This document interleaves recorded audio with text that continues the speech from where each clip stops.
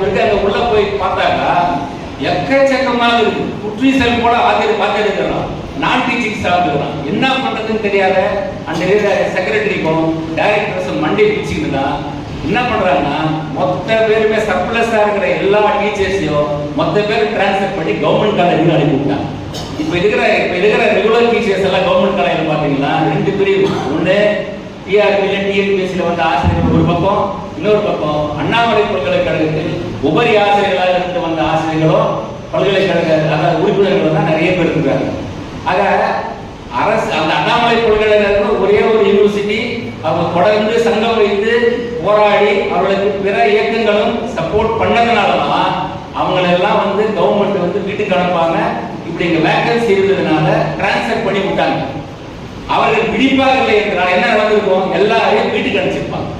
ஏன் அவங்க வீட்டுக்கு எல்லாரும் 40 லட்சம் 50 லட்சம் பணம் கொடுத்துட்டு எல்லாரும் வேலைக்கு சேர்ந்துருக்காங்க. ஆக இது போன்ற நிலைமை நாளை பல்கலைக்கழகங்களாக மாறினார். ஊரிசு கல்லூரி ஊரிசு பல்கலைக்கழகமாக மாறும். தனபாகியம் கிருஷ்ணசாமி கல்லூரி தனபாகியம் கிருஷ்ணசாமி பல்கலைக்கழகமாக மாறும். அக்கீம் கல்லூரி அக்கீம் பல்கலைக்கழகமாக மாறும். இது போன்ற பல்கலைக்கழகங்களை மாறி போச்சுன்னா அந்த நிர்வாகம் வந்து அரசினுடைய கட்டுப்பாட்டுக்கு முழுமையாக விலைக்கு போயிடும். அப்ப தனி நபர் ஒரு முதலாளி தான் உட்கார்ந்துருப்பாரு. எப்படி டிஐடி பல்கலைக்கழகத்தில் விஸ்வநாதன் வைத்திருந்தாங்க சட்டமோ, அவர் என்ன நினைக்கிறார் அதுதான் சட்டமோ, அது போலதான் அங்கு மாறும். அது போல் மாறும் பொழுது இங்க அரசு டைரக்டர் ஜாயிண்ட் டைரக்டர் இவங்களுக்கெல்லாம் வேலையே கிடையாது. உள்ளவே போக முடியாது, அவங்க எல்லாம் யாருமே போக முடியாது.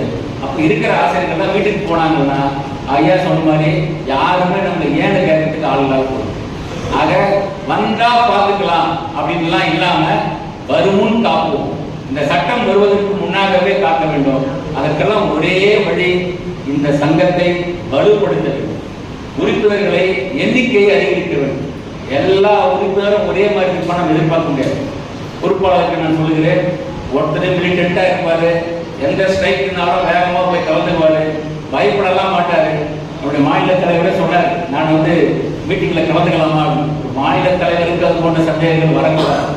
தலையே போனாலும் என் தலை இன்னைக்கு போகிறாங்களோ முன்னாடி வந்து நிற்க வேண்டியது மாநில பொறுப்பாளர்கள், மண்டல பொறுப்பு. என்ன ஆயிடும், அதாவது என்ன வந்து இப்ப என்ன சொன்னாங்க, பல்கலை இது பச்சைப்பன் கல்லூரி ஆசிரியர்கள்லாம் நாங்க வரலாமா, எங்களை வந்து மிரட்டுறாங்க, பயந்துடுவோம். இந்த மாதிரி பயந்து வேலை போறத போராட்டத்தில் கலந்து கொண்டு வேலை போட்டோம். அதையாவது ஒரு பேர் இருக்கும், ஒரு பெருமை, எப்படியும் வேலை போகும். அதனால கொடைநடிகையாக இருந்து பயந்து நீங்க வேலை எடுப்பதை விட போராட்டத்தில் கலந்து கொண்டு ஒரு நல்ல விஷயத்தை